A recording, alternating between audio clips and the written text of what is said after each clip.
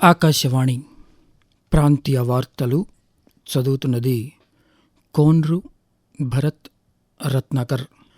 ముఖ్యాంశాలు: విజయనగరం జిల్లా భోగాపురంలో అల్లూరి సీతారామరాజు అంతర్జాతీయ విమానాశ్రయాన్ని ప్రధానమంత్రి నరేంద్ర మోదీ రేపు ప్రారంభిస్తారు.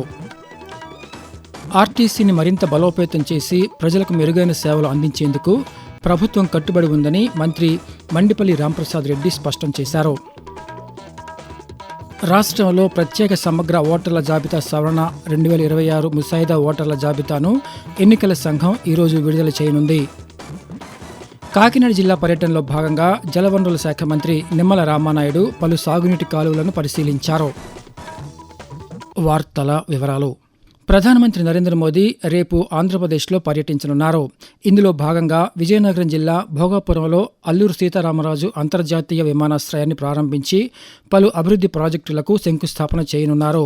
భోగాపురంలో 17,900 కోట్లకు పైగా విలువైన అభివృద్ధి పనులను జాతికి అంకితం చేయనున్నారు. అనంతరం బహిరంగ సభలో ప్రసంగించనున్నారు.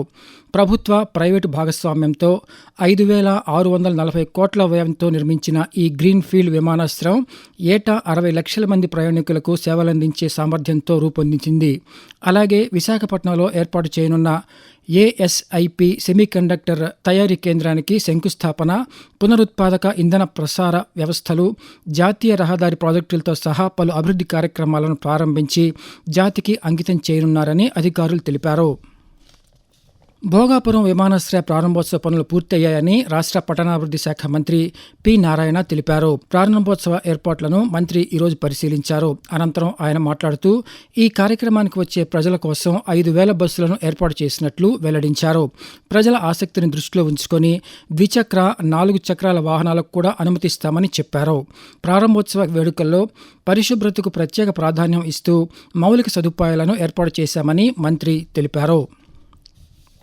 భోగాపురం విమానాశ్రయం రేపు ప్రారంభం కానున్న నేపథ్యంలో ఉత్తరాంధ్ర కళలకు రెక్కలు కార్యక్రమంలో భాగంగా జిల్లా క్రీడాశాఖ ఆధ్వర్యంలో విశాఖపట్నంలో ఈరోజు 5K రన్, వాక్థాన్, సైక్లింగ్ ర్యాలీలను నిర్వహించారు. పార్క్ హోటల్ జంక్షన్ నుంచి తెన్నేటి పార్క్ వరకు నిర్వహించిన ఈ కార్యక్రమాన్ని క్రీడా ప్రాధికార సంస్థ శాప్ చైర్మన్ రవినాయుడు, స్థానిక శాసనసభ్యులు వెలగపూడి రామకృష్ణబాబు, జాయింట్ కలెక్టర్ గొబ్బిళ్ల విద్యాధరి జెండా ఊపి ప్రారంభించారు. ఈ సందర్భంగా పలువురు అధికారులు, క్రీడాకారులు, యువత పెద్ద సంఖ్యలో పాల్గొన్నారు. అనంతరం శాసనసభ్యులు రామకృష్ణబాబు పాత్రికేయులతో మాట్లాడుతూ, మన్యం వీరుడు అల్లూరి సీతారామరాజు గారి పేరు మీద అల్లూరి సీతారామరాజు ఇంటర్నేషనల్ ఎయిర్పోర్ట్ అనే నామకరణం చేయడం జరిగింది. ముఖ్యంగా ఈ ఎయిర్పోర్ట్ నిర్మాణానికి భూములు ఇచ్చినటువంటి రైతులందరికీ కూడా విశాఖ ప్రజల తరపున నా హృదయపూర్వక ధన్యవాదాలు తెలియజేసుకుంటూ, మన విశాఖ నగరం ఎంత అభివృద్ధి చెందుతుందో మీ అందరికీ తెలుసు. గూగుల్ లాంటి అనేక సంస్థలు ఇక్కడికి రావడం జరిగింది. మరలా ఇప్పుడు ఎయిర్పోర్ట్ రేపు ప్రధాని నరేంద్ర మోడీ గారి ఆధ్వర్యంలో రేపు భోగాపురం ఎయిర్పోర్ట్ స్టార్ట్ అవుతుంది. విజయనగరం ఆర్టీసీ జోనల్ వర్క్షాప్ను రాష్ట్ర రవాణా శాఖ మంత్రి మండిపల్లి రాంప్రసాద్ రెడ్డి ఈరోజు సందర్శించి పనితీరును సమీక్షించారు. ఈ సందర్భంగా ఎఫ్ఐఎఫ్ ఇంజన్, ఎలక్ట్రికల్తో పాటు పలు సాంకేతిక విభాగాలను పరిశీలించిన మంత్రి బస్సుల నిర్వహణ, మరమ్మతుల నాణ్యత, విడి భాగాల వినియోగం తదితర అంశాలపై అధికారులను అడిగి తెలుసుకున్నారు. ఈ సందర్భంగా ఆయన మాట్లాడుతూ ప్రయాణికుల భద్రతకు అత్యంత ప్రాధాన్యత ఇవ్వడంతో పాటు బస్సులు ఎప్పటికప్పుడు సాంకేతికంగా సన్నద్ధంగా ఉండేలా చర్యలు చేపట్టాలని అధికారులను మంత్రి సూచించారు. ఆర్టీసీని మరింత బలోపేతం చేసి ప్రజలకు మెరుగైన సేవలు అందించే దిశగా ప్రభుత్వం కట్టుబడి ఉందని మంత్రి మండిపల్లి రాంప్రసాద్ రెడ్డి స్పష్టం చేశారు. రాష్ట్రంలో ప్రత్యేక సమగ్ర ఓటర్ల జాబితా సవరణ 2026 ఎస్ఐఆర్ ప్రక్రియలో భాగంగా ముసాయిదా ఓటర్ల జాబితాను ఎన్నికల సంఘం ఈరోజు విడుదల చేయనుంది.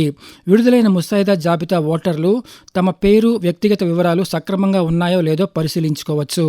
ఓటర్ల జాబితాలో పేరు లేకపోయినా, వివరాల్లో తప్పులు ఉన్నా లేదా ఇతర అభ్యంతరాలు ఉంటే ఈ రోజు నుంచి వచ్చే నెల 30వ తేదీ వరకు అభ్యంతరాలు దాఖలు చేసుకోవచ్చని అధికారులు తెలిపారు. ముసాయిదా ఓటర్ల జాబితా సిఇఓ ఆంధ్రప్రదేశ్ వెబ్సైట్ లో ఎన్నికల అధికారి కార్యాలయాలు, అసిస్టెంట్ ఎలక్టోరల్ రిజిస్ట్రేషన్ అధికారి కార్యాలయాలు, బిఎల్ఓల వద్ద కూడా జాబితాలు అందుబాటులో ఉంటాయి. ఓటర్లు ముందుగా పేరు జాబితాలో ఉందో లేదో, అనంతరం పేరు వివరాలు సరిగ్గా ఉన్నాయో లేదో పరిశీలించుకోవాలని ఎన్నికల సంఘం సూచించింది. అభ్యంతరాల పరిశీలన అనంతరం అక్టోబర్ 3వ తేదీన తుది ఓటర్ల జాబితాను ప్రకటించనున్నారు. ఆకాశవాణి ప్రాంతీయ వార్తలు వింటున్నారు. జలవనరుల శాఖ మంత్రి నిమ్మల రామానాయుడు కాకినాడ జిల్లాలో రెండో రోజు పర్యటించారు. ఇందులో భాగంగా జలవనరుల శాఖ ఉన్నతాధికారులతో కలిసి ఏలేరు జలాశయం కాలువలను పరిశీలించారు.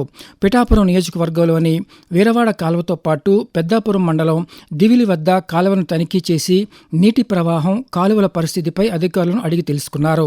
ఈ సందర్భంగా దివిలి చంద్రమామపల్లి వంతెనకు మరమ్మతులు చేపట్టాలని స్థానికులు మంత్రి దృష్టికి తీసుకెళ్లగా సమస్యను పరిశీలించి తగు చర్యలు తీసుకుంటామని మంత్రి నిమ్మల రామానాయుడు హామీ ఇచ్చారు. అనంతరం ఏర్పాటు చేసిన పాత్రికేయుల సమావేశంలో మంత్రి మాట్లాడుతూ, కూటమి ప్రభుత్వం అధికారంలోకి వచ్చాక ఈ ఏలేరు రిజర్వాయర్ గాని ఈ గోదావరి డెల్టాలో ఉన్నటువంటి పరిస్థితుల్ని చూసే 36 ప్రాజెక్టుల ప్రాధాన్యత ఆంధ్రప్రదేశ్ రాష్ట్రంలో పూర్తి చేయడానికి తీసుకుంటే ఆ 3 ఏళ్లలో పూర్తి చేసేటువంటి ప్రాజెక్టుల్లో గోదావరి మోడరేషన్ కూడా ఒకటిగా చంద్రబాబు నాయుడు గారు క్యాలెండర్ లో ప్రకటించారు. ఏలేరు రిజర్వాయర్ కూడా దీర్ఘకాలికంగా ఏదైతే ఇబ్బందులు ఉన్నారో వాటిని కూడా తొలగించేటువంటి కార్యక్రమానికి కూడా శ్రీకారం చుడతామని చెప్పి తెలియజేసుకుంటూ ప్రజలు, రైతులు అందరూ కూడా సహకరించాలని చెప్పి మీ ద్వారా అందరినీ కూడా కోరుకుంటున్నాం. అనంతరం తుని నియోజకవర్గంలో పోలవరం ఎడమ ప్రధాన కాలువ పనులను మంత్రి పరిశీలించి పనుల పురోగతిపై అధికారులు, నిర్మాణ సంస్థల ప్రతినిధులతో సమీక్ష నిర్వహించనున్నారని అధికారులు తెలిపారు.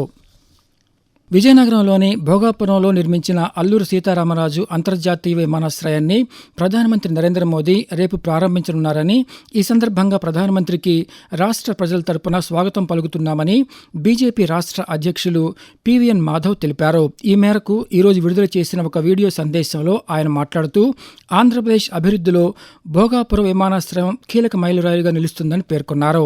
భోగాపురం విమానాశ్రయం ఆంధ్రప్రదేశ్కు అంతర్జాతీయ అనుసంధానాన్ని మరింత బలోపేతం చేసి విదేశీ పెట్టుబడులు, పారిశ్రామిక విస్తరణకు దోహదపడుతుందని తెలుపుతూ, ఆగస్టు 1వ తారీఖు ప్రియతమ ప్రధాని నరేంద్ర మోడీ గారు భోగాపురం అంతర్జాతీయ ఎయిర్పోర్ట్ ని ఆయన ప్రారంభిస్తున్నారు. దేశంలో అతిపెద్ద రన్వేగా ఉండటం, సముద్రానికి ఆనుకుని ఉండటం ఒక అద్భుతమైన, అందరికి కూడా ఒక అనుభూతి ఇవ్వబోతుంది. దీని ద్వారా సుమారు 1,00,000 మందికి ఉపాధి కలిగే అవకాశం. అలాగే ఎయిర్పోర్ట్ కి అత్యాధునికమైన సాంకేతిక పరిజ్ఞానం, ఆర్టిఫిషియల్ ఇంటెలిజెన్స్ తో పాటు చెక్ ఇన్ కౌంటర్స్ ఉండటం కూడా ఈ యొక్క ఎయిర్పోర్ట్ ప్రత్యేకత. స్వతంత్ర సేనాని, విప్లవ వీరుడు అల్లూరి సీతారామరాజు పేరు పెట్టడం ఏదైతుందో ఇది మనందరికీ గర్వకారణం.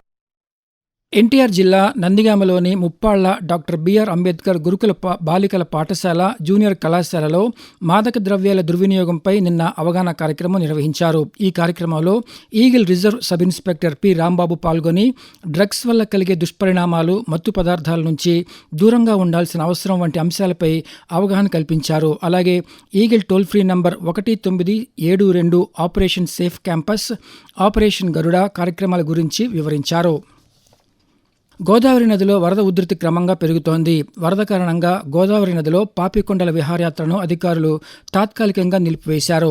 తూర్పుగోదావరి జిల్లా రాజమహేంద్రవరం వద్ద వరద ప్రవాహం పెరగడంతో ధవళేశ్వరం బ్యారేజ్ వద్ద నీటి మట్టం 10.90 అడుగులకు చేరింది. దీంతో బ్యారేజ్ గేట్లను ఎత్తి 2,25,000 క్యూసెక్కుల నీటిని దిగువకు విడుదల చేస్తున్నామని అధికారులు తెలిపారు.